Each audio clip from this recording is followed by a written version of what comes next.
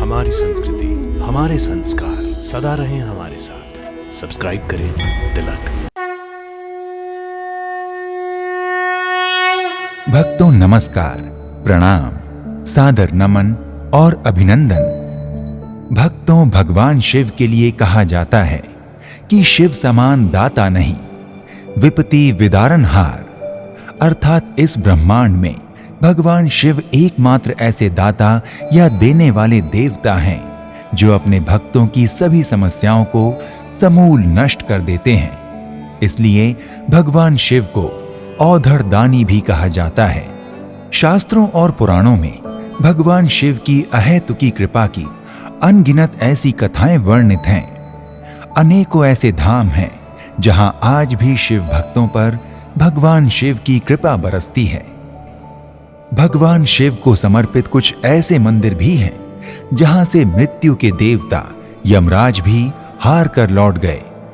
ऐसा ही एक मंदिर है कैथी धाम का मार्कंडेय महादेव मंदिर। शिव समान दाता नहीं, विपत्ति विदारण हार, लज्जा मोरे राखियो नंदी के सवार। तो ये श्लोक इसलिए कहा गया है कि शिव समान दाता नहीं, भगवान शिव से बड़ा कोई दाता नहीं। यहाँ से तो तुम ऑर्डर दानी है। ये तो राम राम भजते रहते हैं, हमेशा भक्तों के आते रहते हैं। तो कह रहे भाई लियो हटो, हमको भजने दो हरि नाम। तो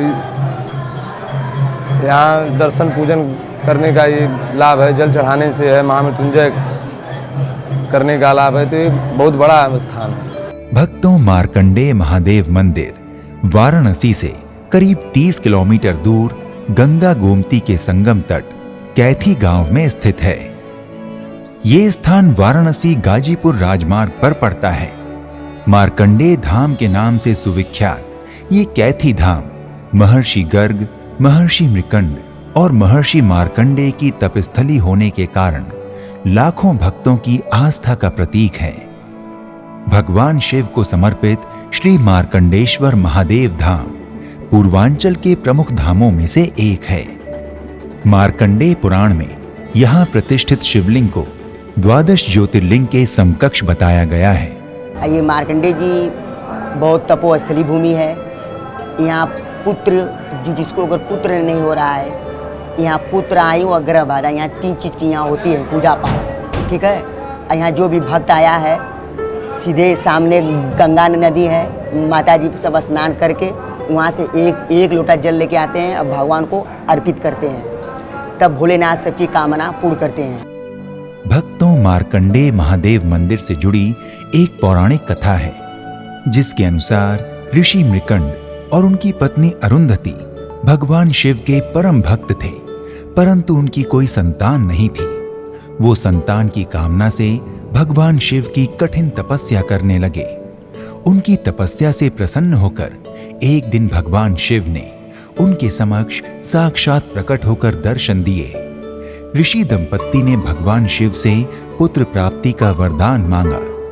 भगवान शिव ने कहा कि आपके दाम्पत्य जीवन में पुत्र सुख नहीं है, लेकिन आपने मेरी पूजा की है, इसलिए आपके सामने 2 विकल्प हैं कि सामान्य पुत्र जिसकी आयु लंबी हो या असाधारण अल्पायु पुत्र जिसकी आयु केवल 12 वर्ष होगी। दंपत्ति ने भगवान शिव से एक असाधारण अल्पायु पुत्र प्रदान करने का अनुरोध किया। कुछ समय बाद अरुंधति ने एक बच्चे को जन्म दिया और उसका नाम मार्कंडेय रखा, अर्थात मृकंड का पुत्र। बालक मार्कंडेय असाधारण और बचपन से ही अद्वितीय बुद्धिमान थे। बालक मार्कंडेय हमेशा महामृत्युंजय भगवान शिव की साधना में समर्पित था। वो महामृत्युंजय मंत्र का जाप करते हुए समाधिस्थ रहते थे। जब बालक मार्कंडेय 12 वर्ष के हुए तो यमराज यानी मृत्यु के देवता उनके प्राण हरण करने पहुंचे। उस समय मार्कंडेय भगवान शिव की साधना में लीन थे। जब यमराज ने बालक मार्कंडेय को अपने साथ चलने के लिए कहा तो वो बहुत डर गए। उन्होंने भगवान शिव से उनकी रक्षा करने की गुहार लगाई और शिवलिंग से लिपट गए। उसी समय शिवलिंग से त्वरित भगवान शिव प्रकट हो गए। भगवान शिव को देखकर यमराज उनके समक्ष नतमस्तक हो गए। भगवान शिव ने बालक मार्कंडेय की प्राण रक्षा की और बालक मार्कंडेय को दीर्घायु होने का वरदान देते हुए कहा कि मेरा भक्त सदैव अजर अमर रहेगा और मेरी तरह इसकी भी पूजा की जाएगी। इसका नाम सदैव मेरे साथ जुड़ा रहेगा।